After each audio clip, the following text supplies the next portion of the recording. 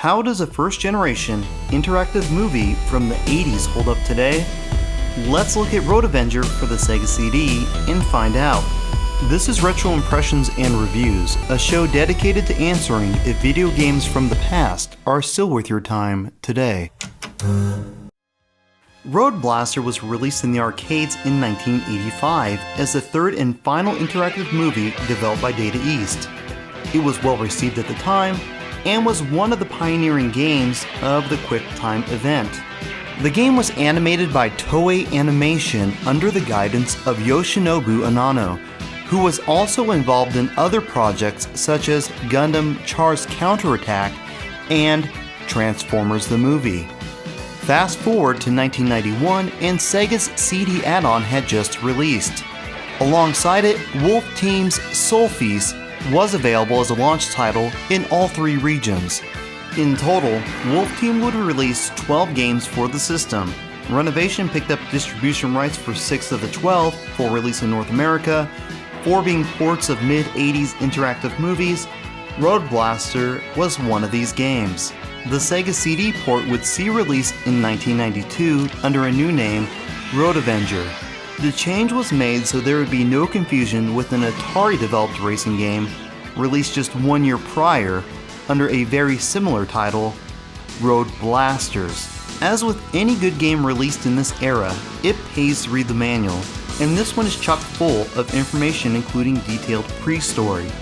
You are part of a special police task force called STOP, and you want some time off after busting a large ring of carjackers.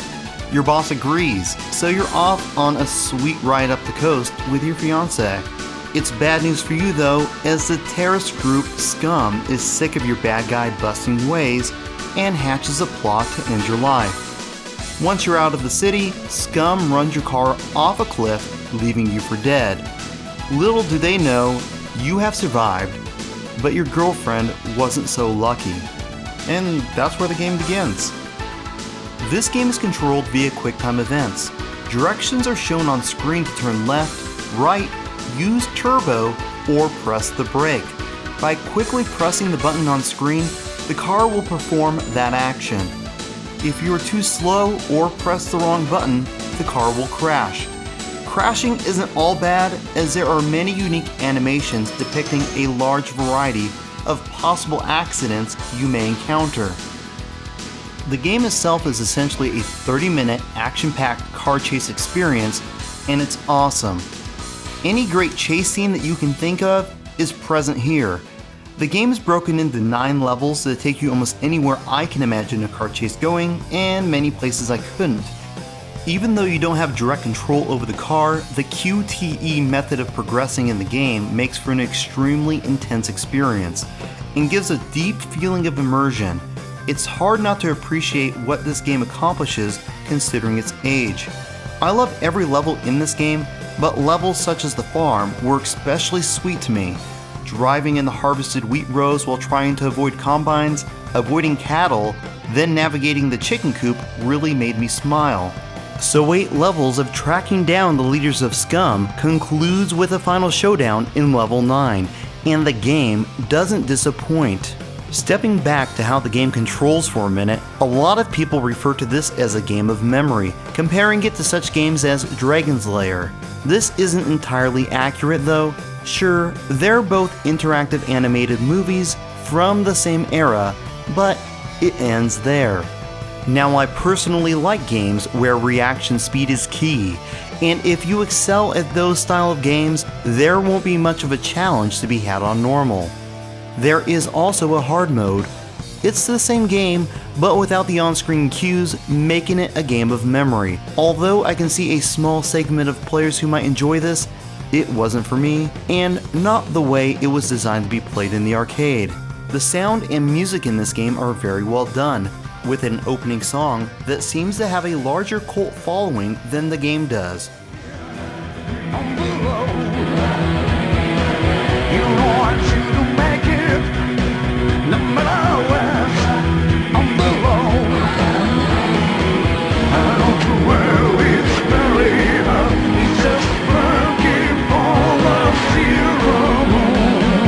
I think it's fine and appreciate appreciate some of the covers and content that have been created because of it, but won't be putting it on a playlist of mine anytime soon.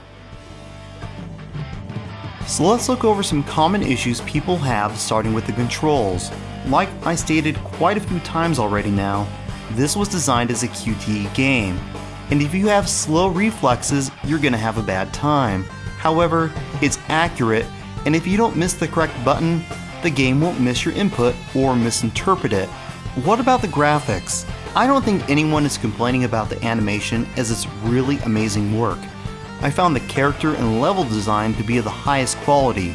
There's a lot of attention to detail, with so much action happening in both the fore and background that it's impossible to play the game and see it all, even after many playthroughs. The issue at hand is rather the compression quality of the animation, and well, it looks like an FMV Sega CD game. If you like that look and feel nostalgic for it, it's really well done here. The game is nearly full screen, and it's never hard to make out what you're looking at. Length is another issue some have.